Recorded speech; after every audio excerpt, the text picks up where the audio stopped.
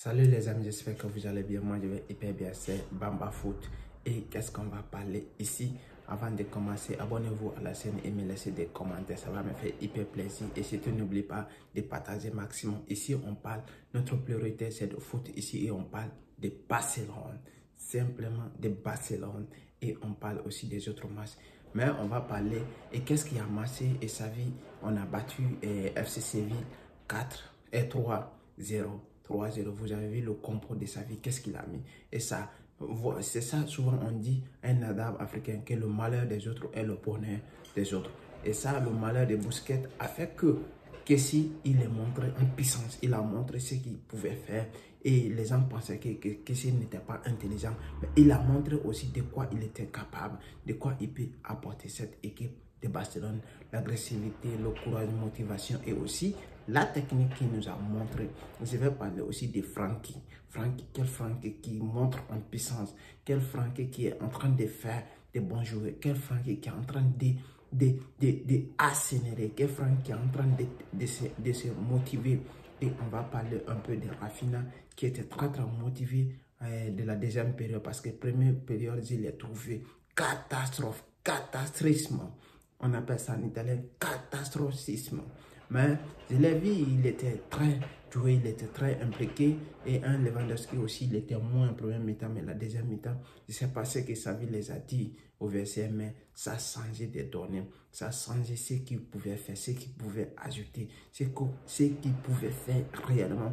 Et on a vu un Barça qui est traçant avec des Hans qui n'avait pas peur, qui attaquait le contre-attaque, il faisait tout et il défendait aussi. D'ailleurs, vous allez aller voir la déclaration de Xavi, ce qu'il a dit.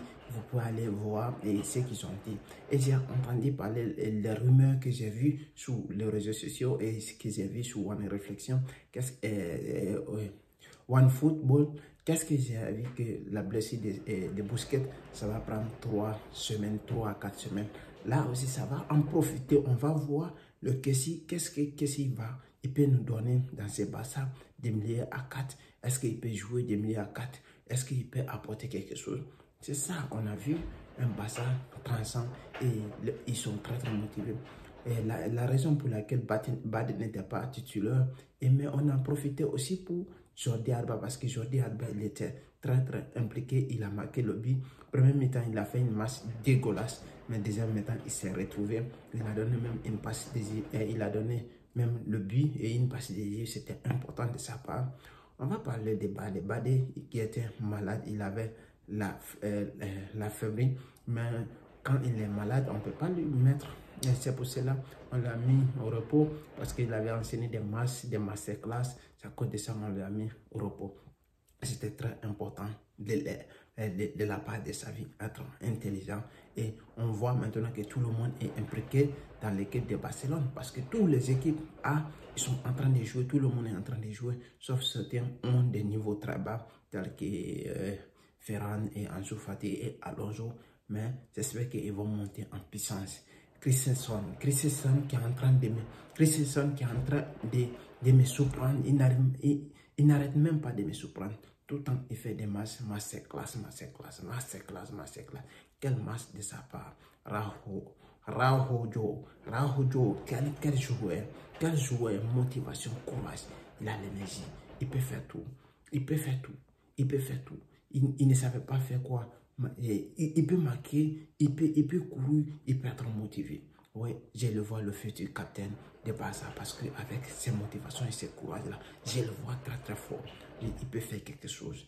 Je vais parler de Koundé. Koundé, il a fait un très bon match normal. Il n'était pas masterclass, mais il a fait son match. Comme il pouvait faire, il a fait normal, il ne joue pas son poste préféré, mais il a fait ce qu'il pouvait faire pour améliorer et pour défendre, pour attaquer et pour aller de l'avant. Il a fait des bonnes choses, des combinaisons, des tic-tac. C'était très intéressant de la part. Il a vraiment mangé à Kuna. Et Montero qui était de l'autre côté aussi.